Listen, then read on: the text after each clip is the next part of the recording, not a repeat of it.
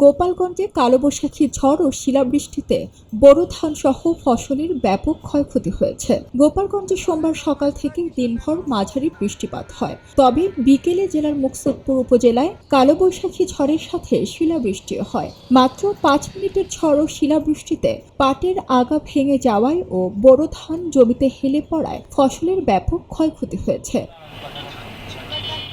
জমিতে পানি থাকায় পাকা ধান গজিয়ে নষ্ট হবার আশঙ্কা রয়েছে। এমনকি কাটা ধান ও বৃষ্টির পানিতে ভিজে নষ্ট হবার আশঙ্কা করা হচ্ছে। দ্রুত মাঠের এসব ধান কেটে ঘরে তুলতে না পারলে মাঠে ধান নষ্ট হবে বলে জানান কৃষকরা। আমাদের বৃষ্টিতে এই যে পাশের যত জমি আছে সব জমির ধানগুলো সব শুয়ে পড়ছে। অনেক বৃষ্টি হয়েছে, কাটা ধানের উপর দিয়ে পানি উঠে গেছে। মানে এবার কৃষকদের আমাদের এই বিলে একটাই ফসল হয়। এই ঝড় বৃষ্টিতে অনেক ক্ষতি হয়ে গেছে কৃষকের। কালকের বৃষ্টিতে দেখেন সব ধান আমাদের সোজা ছিল, খাড়া ছিল, এখন সব শুয়ে পড়ছে। আপনারা দেখতে পাচ্ছেন, ঠিক আছে। কাটা ধান সব জমিতে রয়েছে, ভিজে গেছে, না নেওয়ার মতন অবস্থা, ঠিক আছে। ক্ষতি হয়েছে, ধান গড়াই যাচ্ছে না, গড়াই গেলে বৃষ্টি হলে গাজায় যায় না। পাকা ধান 6 আনা ক্ষয়ক্ষতি হয়েছে।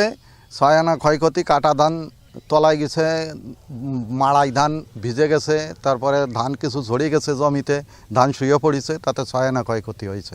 ঝড় ও শিলাবৃষ্টিতে পাটের 25% ক্ষতি হয়েছে। তবে এসব পাটের পরিচর্যা ও মাঠ থেকে ধান দ্রুত কেটে নিতে পারলে ক্ষতির পরিমাণ কমানো সম্ভব হবে বলে জানান এই কৃষি কর্মকর্তা। শিলাবৃষ্টি হয়েছে আমাদের গোপালগঞ্জের মুকসুদপুর উপজেলার পশারগাতি ইউনিয়নের কিছু অংশ এবং গোবিন্দপুর ইউনিয়নের কিছু অংশে শিলাবৃষ্টি হয়েছে। সেই বিচ্ছিন্নভাবে যে সমস্ত এলাকায় শিলাবৃষ্টি হয়েছে ওখানকার খরিফের যে পাট মৌসুম, এই পাট ফসলের ডগা ভেঙে গিয়েছে। বাতাসে যে ধানটা হেলে পড়েছে, বেশিরভাগ ধানই পরিপক্ক ধান। এই ধানগুলো কৃষক দ্রুততার সাথে কেটে ঘরে তুলতে পারলে এতে ফলনের কোনো ব্যাঘাত ঘটবে না।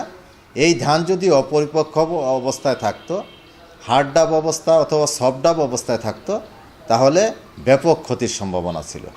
তা আমরা আশা করছি যে হেলে পড়া এই ধানের কোনো ক্ষতি হবে না, যদি না পরবর্তীতে এই জমিতে পানিতে ডুবে না যায় অথবা পরবর্তীতে কোনো শিলাবৃষ্টি না হয়। শিলাবৃষ্টিতে গোপালগঞ্জে এখন পর্যন্ত কি পরিমাণ ক্ষয়ক্ষতি হয়েছে তা এখনো নিরূপণ করতে পারেনি কৃষি বিভাগ।